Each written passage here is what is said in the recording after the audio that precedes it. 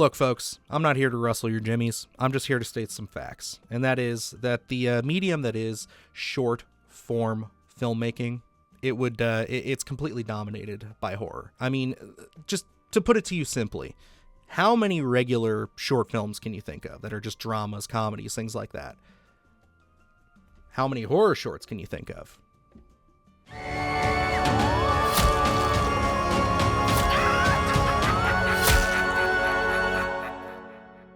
Either way, yes, this isn't going to be like a real specific theme, just kind of like my disturbing lists and stuff like that. No, these are just going to be like a mix, a grab bag, as Luke would say, of just horror short films that I love. I tried to get ones that are kind of different from one another and for different reasons, whether it be for the filmmaking, the story, or just in general its presentation and how they pulled off their scares. But before we get into that, I just wanted to say, if this is your first time stopping by the channel, hey, how's it going? Thanks for clicking on this video. If you feel that we deserve it and you like our content enough, I would really appreciate it if you could hit that subscribe button, help us get to 40,000 subscribers. We are on our way there. And as well as all of you, if you could hit that like button and help boost this video up in the algorithm, really helps us out and gets more eyes on the channel so our community can grow. So thank you. I really appreciate all the love and support, guys. Let's get into it. Starting things off at number 5, we have 2019's Pleasant Inn. A lonely inn becomes a setting for survival against a monstrous visitor.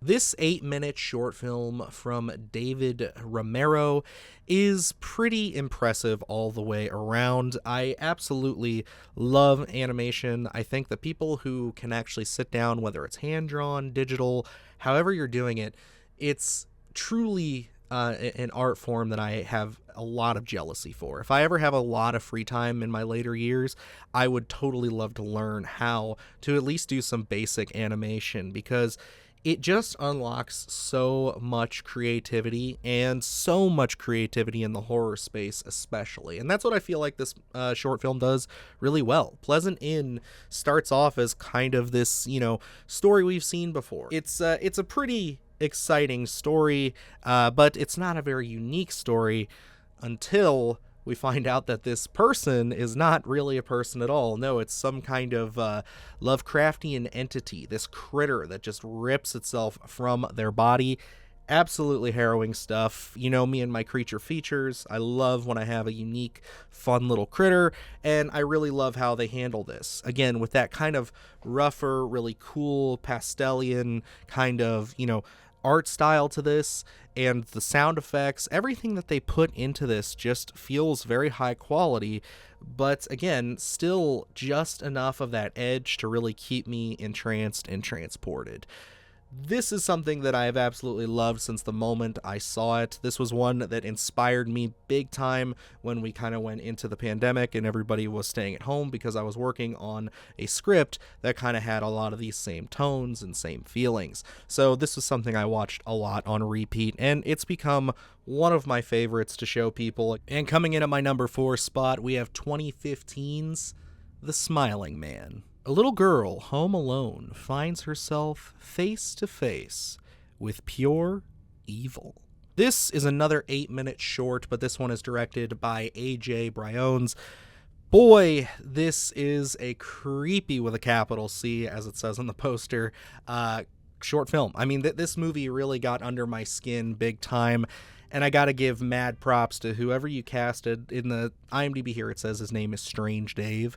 But very strange performance, Strange Dave. Absolutely killed it, my guy. What a creepy little character the Smiling Man is. And I think the best part about this is I love how they play with expectations. You're sitting here watching this, you think you know how this is going to go. It's very Stephen King-esque with that balloon that this little girl's kind of playing with, and it's just very well done, because at first you're very set on this kind of being like, okay, this is a Pennywise character, some kind of a supernatural force. But as the film goes on, and as you're kind of watching more and more things unfold, you really start to question, maybe this isn't supernatural. Maybe this is a psychopath who literally busted in the house and is doing this.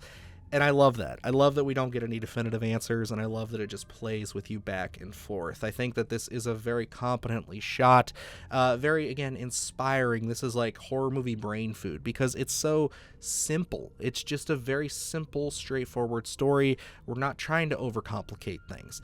We are just playing at our strengths, and that is that we have a man named Strange Dave on set playing a really creepy character, and it absolutely works. The only thing about it that I can say is that if they wanted to make this like a full-blown feature, which I'd be totally down for, I would just say Strange Dave feeling a bit Art the Clowny, very, very kind of, that mime-esque kind of body language. So if you kind of can find your own way into that and kind of work your way around that, which I very much believe you can, I think you guys have a really compelling character on your hands. And taking my number 3 spot, we have 2011's The Strange Thing About the Johnsons. A dark, domestic horror drama about the ties that bind and the ties that really bind. This is a classic. I mean, this is probably the most well-known short film on this list when it comes to horror.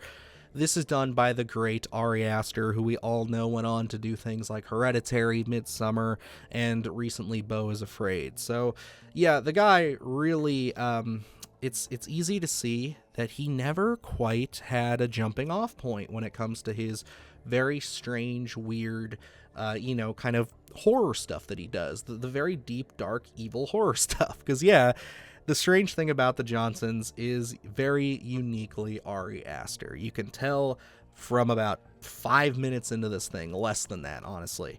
And it is so gross and sick. And the first time you watch this, your mouth will literally drop. Again, I know this is a very popular pick, but if I'm being completely honest, I couldn't not have this on a list of horror short films because this is fantastic. I love the psychological gameplay that we have here between our characters when it comes to the father and the son.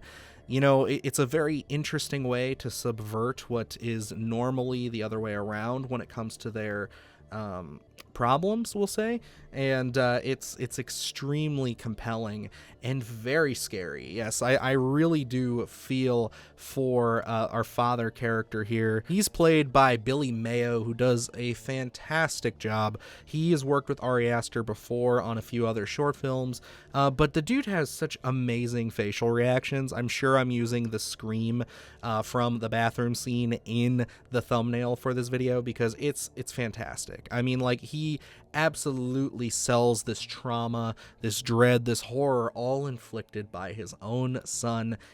It's just very, very dark, a little bit funny, and extremely sick. And I highly recommend, if you don't know anything about The Strange Thing About the Johnsons, go see it, because it's not the directing, it's not the cinematography, which is all amazing.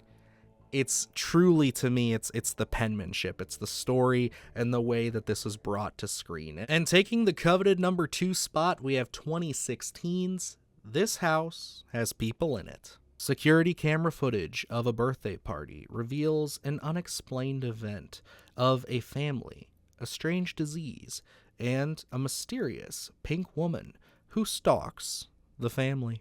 I have praised a lot of these so far and will probably continue to for their creativity, but This House Has People in It is by far one of the most strange and, I would say, out there concepts on this list of horror.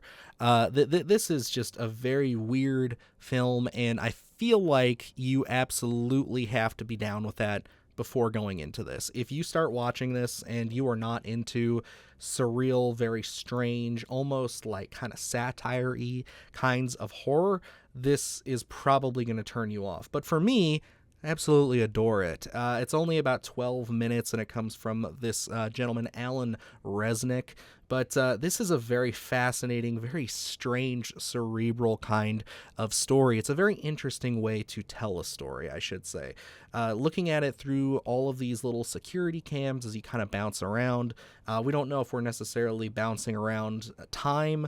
We don't know if we're bouncing around universes, but things kind of start to cross and weird stuff starts to happen. It's very, very cosmic, in my opinion. I think that there's a lot of really evil out there, otherworldly stuff going on. And yes, it does do a very good job of getting under your skin towards the end. But I also would not blame people if they were laughing their ass off at just how absurd a lot of this is. I really, really enjoy this, just purely based, again, on its creativity and just the ability to, again, do so much with so very little. And I think that's the beauty of it. That's really the magic potion everybody who makes short horror films is trying to hit. And this is another one that just knocks it out of the park for me. And finally, taking the number one spot, we have to go with 2022's Portrait of God. A religious girl must come to terms with her faith when she analyzes a provocative painting of God. This 7-minute short is directed by the gentleman Dylan Clark, and us Dylans have to stick together, so it has to be number one. That's all it is. No, I'm just kidding. This is actually very good. And, I think the biggest reason why I put this one here is because if you've watched the channel for any amount of time, you know that religious horror, it's not really my bag. It's not something that I gravitate to all that often. And as I've gone on with this channel and as I've experienced more and more, I am deeply starting to realize that I'm probably a fan of religious horror. Just not the basic stuff like The Nun and all these other ones we see all the time. I'm liking stuff like this, where it's extremely subtle, simple, as we've been talking, but easily the most effective and scary short film that I've ever seen. This is, like, the expert, in my expert opinion, the best way to get under your skin. You see it, you see everything, and nothing. That's all I can say about that. You see everything but nothing.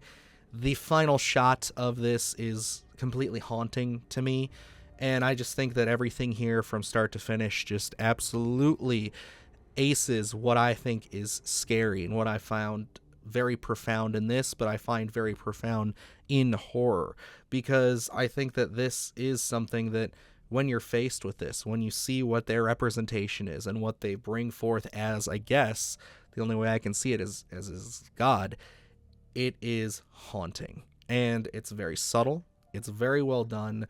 I gotta give credit to, I think her name is Sydney Brumfield. Yes, she's the actress in this. She is fantastic. I love everything they do from setting this up. Again, she's just sitting there. She's prepping for some kind of, I think it's like a speech or an essay or something she has to deliver. But she's sitting there just trying to wrap her head around this image, supposedly, of God. And it just goes so off the rails, very subtly. It's kind of like you're on the ride before you even realize the ride has started. I could really say a lot of positive things about this, and it's because, again, horror is something that I find very relaxing, very special, like probably most of you. But when you have something that absolutely terrifies you and does get under your skin in a very special way, that's not like the disturbing stuff that we talk about where it's just gross and unsettling, this is like very primal in how upsetting and how just very, very scared this made me for a brief couple of hours, I will say. Yeah, this is probably my favorite, definitely probably my favorite of all recent short films, and I would put it up against some of the best. But yeah, Portrait of God is excellent. Seek this one out above all else, and let me know what you thought, because this one I absolutely can't get enough of. And there you have it, folks. There are 5 horror shorts that I find absolutely bone-chilling. They get under my skin, they scarred me a little bit, all the good stuff we expect from our horror films, just in a little bite-sized package. Love it. Absolutely adore it. Yeah, no, again, these are all very creative. All of them, again, are available on YouTube. Just going to say it out there flat. You can find these all on this platform you're watching this specific video on, as well as in the description. Yes, I got you hooked up. Don't worry. Each one is listed down there. Go show them some support. Tell them you found them through this video if you can. And yeah, I quite enjoyed this. I can't wait to do another. I definitely have more short films I can talk about. Also, I will be doing kind of a separate one that was requested where I do disturbing short films. Strange Thing About the Johnsons certainly could have been on one of those lists, but that one's an all-time great for me, so I had to talk about it here. But yeah, guys, thank you again so much for watching. If you're new here, please, again, hit that subscribe button. Get us to 40K, as well as if you enjoyed the video, you think we deserve it, hit that like button. And that's going to wrap it up for me. So yeah, check out these shorts, and that's it. So until next time, I'm Dylan Newell, and remember, stay scared. Do the hard shit, gonna do it live, cause Splattercast kick it every day they live. Splattercast, gonna smash your ass. Splattercast, gonna smash your ass. Splattercast, gonna smash your ass. Splattercast, gonna smash your ass. Splattercast, gonna smash your ass. Splattercast, gonna smash your ass. Splattercast, gonna smash your ass.